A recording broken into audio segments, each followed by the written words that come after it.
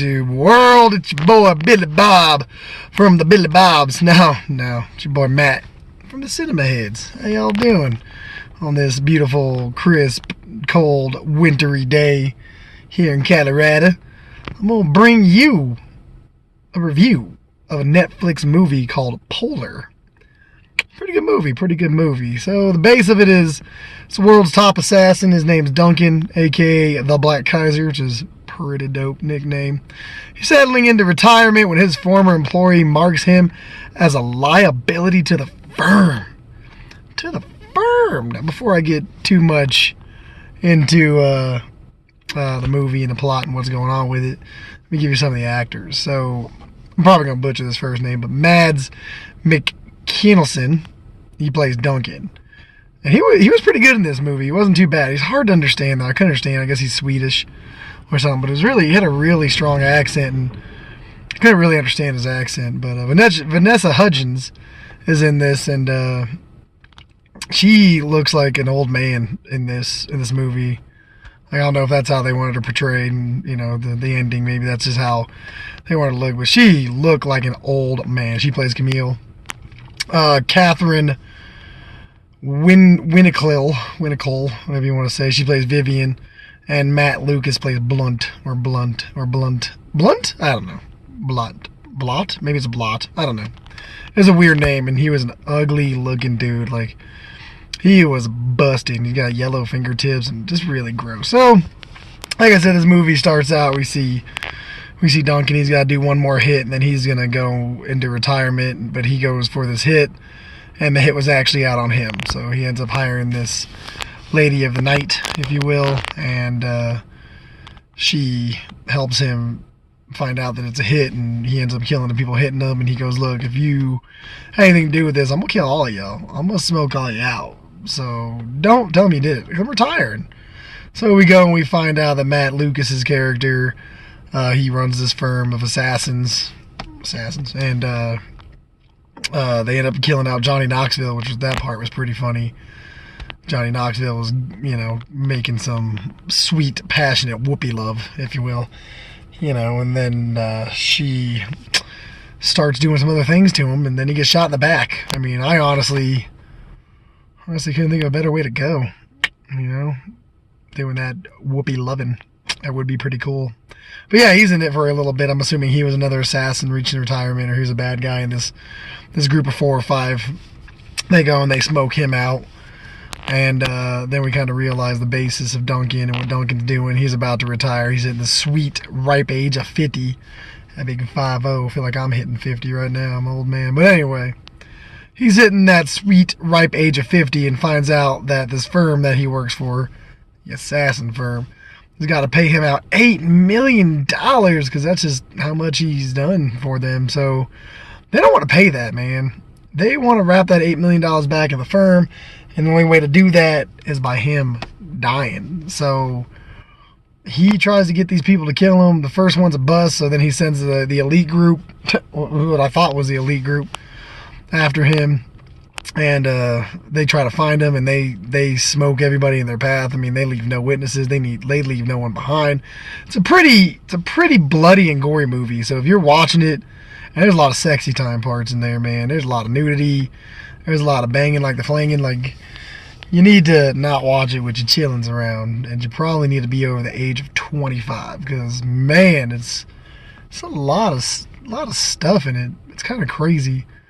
But they go out and they start looking for him. And like I said, they're merciless, man. They just want to kill everybody who's in their path. They don't care if it's Tom, Dick, Harry, Jane, Billy, Bobby. It don't matter. They killing them.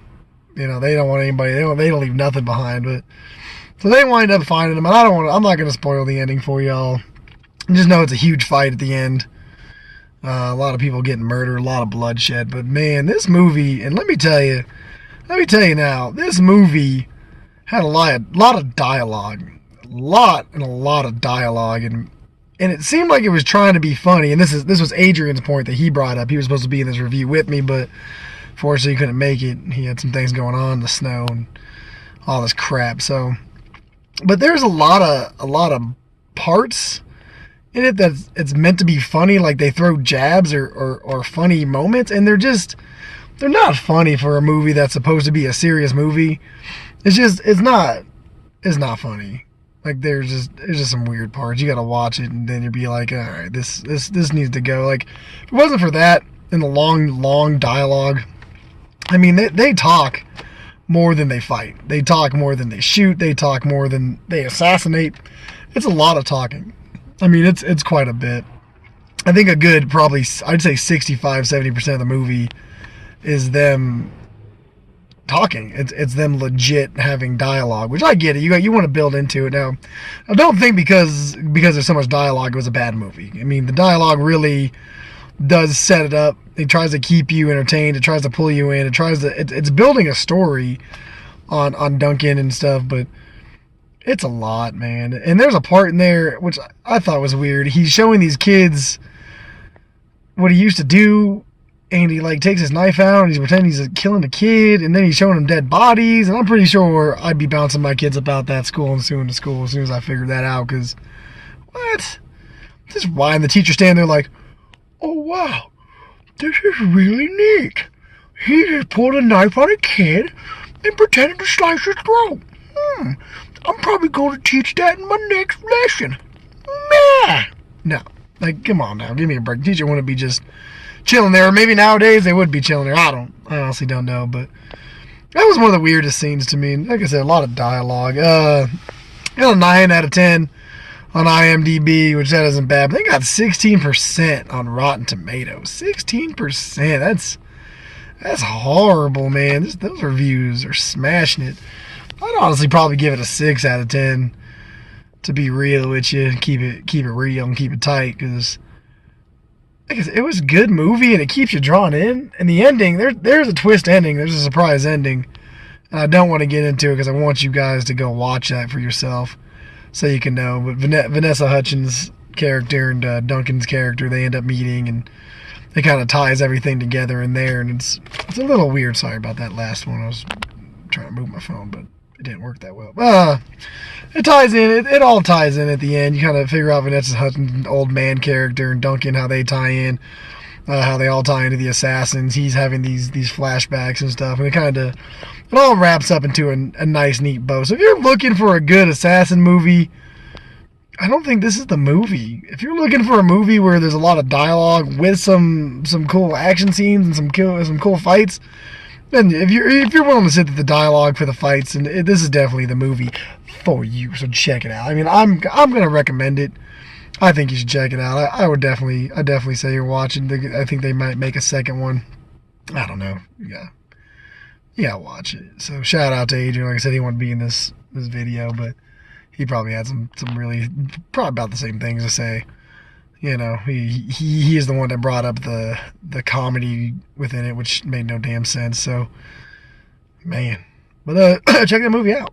And be ready for more reviews to come out. Sorry this video came out a little late. You know, snow hit. Things going crazy. Working out here. Getting that grind on. Getting the money, paper, throwing it back at you. It doesn't matter, man. We trying to do it big.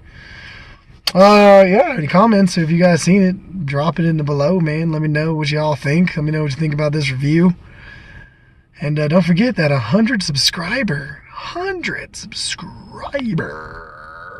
giveaway still out there, man. Those 2 pops, they want to come your way. They want you to win them, but you got to help us out. Share this video, like this video, subscribe to this video, get other people to subscribe to this video. Tell everybody you can. I know I always tell you, just tell your mama, your daddy, your babies, your grannies, your grampies, your whoever you want to tell, but tell the world, man. Stand on the mountaintops and shout from the top of it going, yo, pimps, check out that cinema Headz.